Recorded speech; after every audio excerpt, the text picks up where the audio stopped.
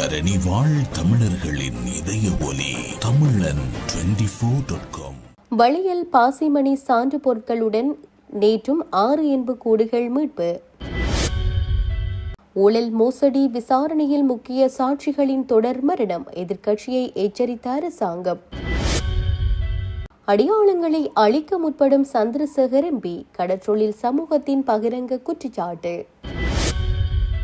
சுமார் 9 கோடி ரூபாய் பெறுமதியுடைய ஹொக்கெயின் கட்டநாயக்கவில் சிக்கிய நபர். தீவிரமடையும் டெங்கு, 24 மணி நேரத்தில் 3 உயிரிழப்பு. யாழ் சங்காலையில் மர்ம மரணம், துர்நாற்றம் வீசிய வீட்டிலிருந்து சடலமாக மீட்கப்பட்ட இளைஞன். யாழில் மோட்டார் சைக்கிள் விபத்தில் சிக்கி இளைஞன் பலி.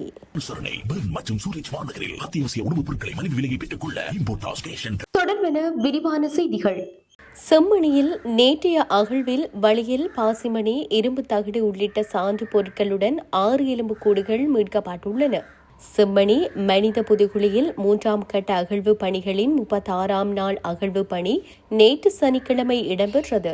நேற்றைய அகழ்வின் போது புதிதாக 6 மனித எண்பு தொகுதிகள் அடையாளம் காணப்பட்டுள்ளன. ஏற்கனவே அடையாளம் காணப்பட்ட 5 மனித எண்பு தொகுதிகள் அகழ்ந்தெடுக்கப்பட்டுள்ளன. செம்மணி மனித புதுகுழியில் இருந்து இதுவரை 437 மனித எண்பு தொகுதிகள் அடையாளம் காணப்பட்டுள்ளன. அவற்றில் 428 மனித எண்பு தொகுதிகள் அகழ்ந்தெடுக்கப்பட்டுள்ளன. மேலும் நேற்றைய அகழ்வின் போது வெள்ளை நிற பாசிமணியும் இரும்பு தகடு துண்டு ஒன்றும் வளையல் ஒன்றும் அடையாளம் காணப்பட்டு சான்று பொருட்களாக அகழ்ந்தெடுக்கப்பட்டுள்ளன. எதிர்க்கட்சியின் பல உறுப்பினர்கள் பிணையில் வெளியிலுள்ளார்கள். பலர் வெகு விரைவில் சிறை செல்வார்கள்.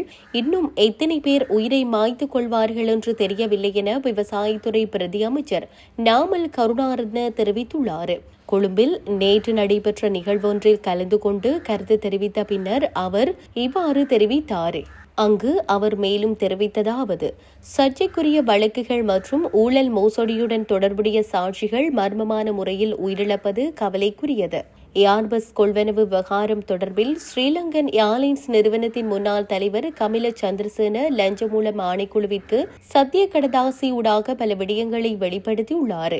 ஏர்பஸ் கொள்வனவு மோசடியில் தான் அப்போதைய ஜனாதிபதிக்கு தங்காலை கால்டன் இல்லத்தில் வைத்து லஞ்ச தொகையை வழங்கியதாகவும் பியங்கர ஜெயரத்னவிற்கும் லஞ்சம் வழங்கியதாகவும் குறிப்பிட்டுள்ளார். இதன் பின்னர் அவர் மர்மமான முறையில் உயிரிழந்தார். தற்போது முன்னாள் காவல்துறை அதிபர் CD விக்ரமரத்ன மர்மமான முறையில் உயிரிழந்தார். இந்த மரணம் தொடர்பில் முறையான விசாரணைகள் இடம்பெறுகின்றன. கடந்த கால படுகொலைகள் மற்றும் ஊழல் மோசடிகள் தொடர்பில் விரிவான விசாரணைகள் இடம்பெறுகின்ற நிலையில் அதனுடன் தொடர்புடைய பலர் அச்சமடைந்துள்ளனர். எதிர்க்கட்சியின் பெரும்பாலான உறுப்பினர்கள் தற்போது பிணையில் வெளியிலுள்ளார்கள். வெகு விரைவில் சிறை செல்வார்கள். ராஜபக்ஷ குடும்பத்தின் சகலருக்கும் வழக்குகள் உள்ளன. அனைவரும் வரிசையாக வழக்கு விசாரணைக்காக செல்வார்கள் என்று கூறியுள்ளார். கடற்றொழில் அமைச்சர் சந்திரசேகரன் யாழ் மாவட்டத்தில் முறையற்ற சூழலுக்கு ஒவ்வாத கடல் அட்டை பண்ணைகளை பிரதேச செயலக அதிகாரிகளுடன் இணைந்து ஊக்குவித்து கடற்றொழில் சமூக அடையாளங்களை அளிக்க முற்படுவதாக முன்னாள் கடற்றொழில் சமாசத்தின் தலைவர் அன்னலிங்க மன்னராசா குற்றச்சாட்டை முன்வைத்துள்ளார். நேற்று சனிக்கிழமை யாழில் உள்ள தனியார் விருந்தினர் விடுதியில் வடக்கு கடற்றொழிலாளர் எதிர்நோக்கும் பிரச்சினைகள் தொடர்பில் தெற்கை சேர்ந்த மக்கள் போராட்ட முன்னணியுடன் இடம்பெற்ற கலந்துரையாடலின் பின் ஊடகங்களுக்கு கருத்து தெரிவிக்கும் போது அவர் இவ்வாறு தெரிவித்துள்ளார். அவர் மேலும் தெரிவிக்கையில், வடக்கு மாகாணத்திற்கு ஒவ்வாத சீன கடல் அட்டை பண்ணைகளை அமைச்சர் ராமலிங்கம் சந்திரசேகரன் ஊக்குவிப்பது எமது கடற்றொழில் மக்களை கருவறுக்கும் செயற்பாடாக பார்க்கின்றோம். இந்த செயற்பாட்டிற்கு பிரதேச செயலகங்களில் உள்ள உயர் அதிகாரிகளும் உடந்தையாக இருப்பது கவலையை ஏற்படுத்துகிறது.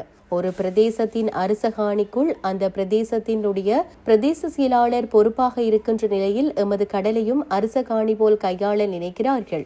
எமது கடல் எமக்கு சொந்தம். கடலை யாரும் பிரித்துக் கொடுக்க முடியாது. அவ்வாறாயின் கடலை பகிர்ந்து வழங்குவதற்கான அதிகாரத்தை யாரிடம் பெற்றார்கள் என கேட்க விரும்புகின்றோம். ஒட்டுமொத்த சமூகத்தின் பாரம்பரிய தொழிலை இல்லாமல் ஒழிப்பதற்கு அமைச்சர் தலைமையில் மீளவும் அட்டை பண்ணை ஆரம்பிக்கப்பட்டிருப்பது எமக்கு அதிர்ச்சியை ஏற்படுத்துவதோடு பல சந்தேகங்களையும் ஏற்படுத்துகிறது என்றார். சுமார் 9,08,00,000 ரூபாய் பெறுமதியுடைய ஹொக்கைன் போதைப் பொருளுடன் கட்டுநாயக்கவில் ஒருவர் நேற்று கைது செய்யப்பட்டுள்ளார். தனது பயண பொதியில் மறைத்து வைத்து கட்டுநாயக்க விமான நிலையத்தின் எவ்வித பொருட்களும் பிரகடனப்படுத்த அவசியமற்ற பசுமை வழியூடாக வெளியேற முயன்ற வெளிநாட்டு பயணி ஒருவரே சுங்க போதைப்பொருள் கட்டுப்பாட்டு பிரிவினரால் கைது செய்யப்பட்டுள்ளார். கைது செய்யப்பட்டவர் மலேசியாவில் உள்ள உணவகம் ஒன்றில் பணிபுரியும் 23 வயதுடைய இளைஞன் என அடையாளம் காணப்பட்டுள்ளார். இவருக்கு மலேசிய ரிங்கிட் 10,000 பணம் வழங்குவதாக அளிக்கப்பட்ட வாக்குறுதியின் பேரிலேயே இந்த போதைப்பொருள் தொகை இலங்கைக்கு கடத்தி வரப்பட்டுள்ளதாக தெரிய வந்துள்ளது.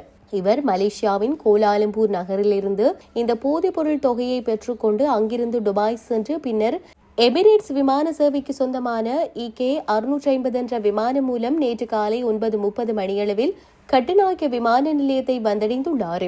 அங்கு அவர் கொண்டு வந்த பயணப்பொதியை அதிகாரிகள் சோதனையிட்ட போது அதிலிருந்த 3 சாக்லேட் இனிப்பு பண்ட டப்பாக்களுக்குள் 92 கப்சூல் மாத்திரைகளாக மிகவும் நுணுக்கமாக மறைத்து வைக்கப்பட்டிருந்த 1 கிலோகிராம் 816 கிராம் எடையுடைய ஹொக்கைன் போதைப்பொருள் கண்டுபிடிக்கப்பட்டு கைப்பற்றப்பட்டுள்ளது.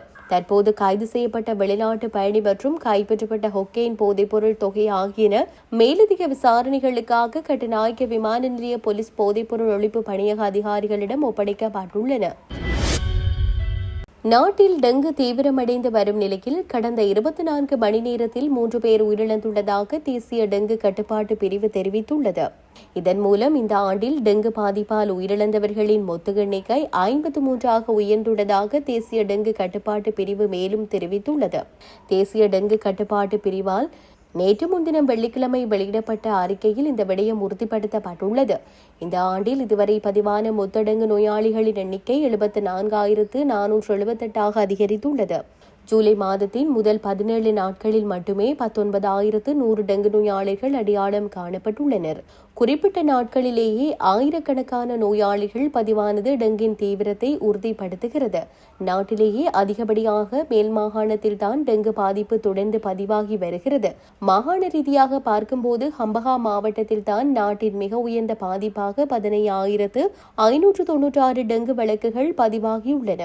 அதற்கடுத்தபடியாக வவுனியா மாவட்டத்திலும் அதிகமாக டெங்கு நோயாளிகள் பதிவாகியுள்ளதோடு உயிரிழப்புகளும் பதிவாகியுள்ளன.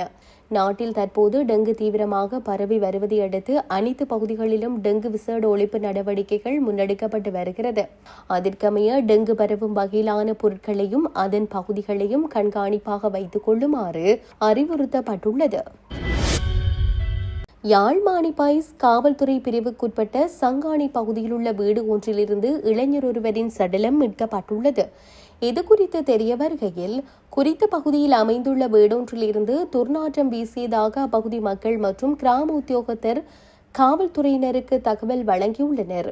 இதையடுத்து சம்பவ இடத்திற்கு சென்ற மானிப்பாய் காவல்துறையினர் பூட்டப்பட்டிருந்த வீட்டின் கதவை உடைத்து உள்ளே நுழைந்து சோதனை மேற்கொண்டனர். இதன்போது 1997 ஆண்டு பிறந்த இளைஞர் ஒருவர் உயிரிழந்த நிலையில் சடலமாக காணப்பட்டுள்ளார். சடலத்திற்கு அருகில் பியர் போத்தலும் ஊசி செலுத்த பயன்படுத்தப்படும் சிரிஞ்சும் காணப்பட்டதாக காவல்துறையினர் தெரிவித்துள்ளனர். உயிரிழந்தவரின் சடலம் மேலதிக விசாரணைகள் மற்றும் பிரேத பரிசோதனைக்காக யாழ்ப்பாணம் போதனா வைத்தியசாலைக்கு அனுப்பி வைக்கப்பட்டுள்ளது. ஆரம்பகட்ட விசாரணைகளில் அவர் சுமார் 3 நாட்களுக்கு முன்னரே உயிரிழந்திருக்கலாம் என சந்தேகிக்கப்படுவதாக காவல்துறையினரால் தெரிவிக்கப்படுகிறது. மேலும் உயிரிழந்தவரின் உறவினர்கள் வெளிநாடுகளில் வசித்து வருவதாகவும் அவர் சங்கானையில் தனியாகவே வசித்து வந்ததாகவும் அவர்கள் தெரிவித்துள்ளனர்.